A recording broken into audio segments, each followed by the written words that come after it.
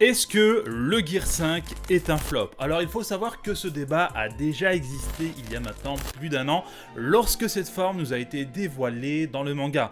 Aujourd'hui, avec l'adaptation lors de l'épisode 1071, ce débat est remis sur le devant de la scène. Sur les réseaux sociaux, l'épisode n'a clairement pas fait l'unanimité, et ce pour plusieurs raisons que nous allons voir ensemble. L'épisode commence parfaitement, nous avons l'éveil de Luffy après sa présumée mort, le son des tambours qui est juste excellent au passage, les frissons montent, la hype est au rendez-vous, nous commençons l'épisode de la meilleure des manières. Alors que le Gorosei dévoile pour la première fois l'origine et l'essence même du fruit de Luffy, tout est présent pour que cet épisode rentre dans la légende. Sauf que malheureusement, c'est à partir de là que nous voyons les premiers défauts, une scène utilisée à répétition ou encore le retour sur Iori qui casse très franchement la dynamique de l'épisode. À mon sens, la Toei aurait dû recomposer cet épisode. C'est-à-dire que, par exemple, la scène avec Orochi et Iori, ils auraient dû tout simplement la repousser dans un autre épisode pour avoir essentiellement du Gear 5. Alors, un autre point qui a plutôt dérangé les fans de l'œuvre, les flashbacks à répétition qui n'étaient pas franchement nécessaires. Des scènes pas forcément lisibles, et je pense notamment au moment où Luffy va utiliser le sol pour envoyer le Borobresse de Kaido. À titre personnel, je lis le manga, donc je sais à quoi m'attendre, je sais quelles scènes nous allons avoir, mais même en ayant lu le manga, même en sachant ce qu'il va se passer, j'ai quand même eu du mal lors du premier visionnage, c'est-à-dire qu'il a fallu que je revisionne la scène 2, 3, 4 fois pour avoir l'ensemble des éléments, et forcément, si je me dis que moi en tant que lecteur de manga, j'ai pas forcément tout compris lors du premier visionnage, c'est forcément le cas aussi pour les anime only. Étant donné la surhype autour du Gear 5, que ce soit les influenceurs ou encore les réseaux sociaux, la nouvelle transformation de Luffy était très clairement attendue au tournant.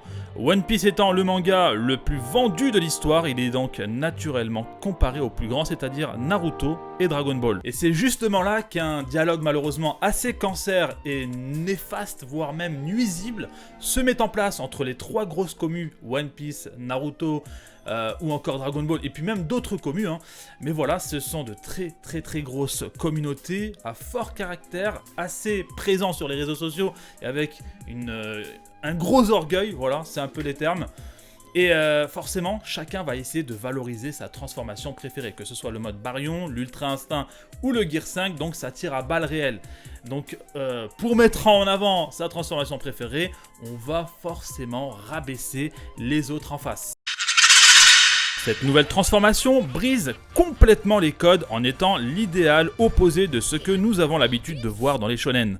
Là où un Goku ou encore un Naruto va passer en mode badass avec un air très sérieux pour poutrer son ennemi, Luffy, lui, va dans le sens contraire, c'est-à-dire des bruitages gags, le ridicule du combat et le rire omniprésent de Luffy. Alors il faut savoir que c'est complètement voulu de la part de Oda qui voulait simplement ne pas se prendre au sérieux. Et donc forcément, en allant à l'opposé même des codes habituels que nous avons l'habitude de voir, ça va un peu choquer.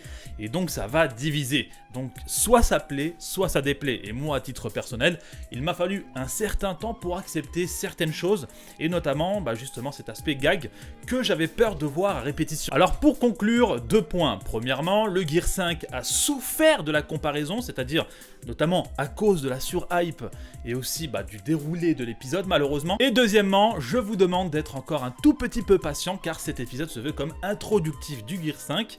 Donc on n'est pas encore à l'apothéose, on n'est pas encore à l'apogée du Gear 5. Et d'ailleurs, en parlant de l'apogée, le prochain épisode devrait être bien meilleur, que ce soit dans le déroulé du chapitre, mais encore de la présence de Megumi qui a un réel don artistique. Cette vidéo se termine là, n'hésitez pas à me donner votre avis vis-à-vis justement de cet épisode, mais aussi du Gear 5. Il y a énormément de choses à dire, je sais que ça divise énormément les fans. Et puis n'hésitez pas à me soutenir, l'abonnement, le like et pourquoi pas le commentaire qui fait plaisir. C'était Roro, en tous les cas, prenez soin de vous et la paix sur vous.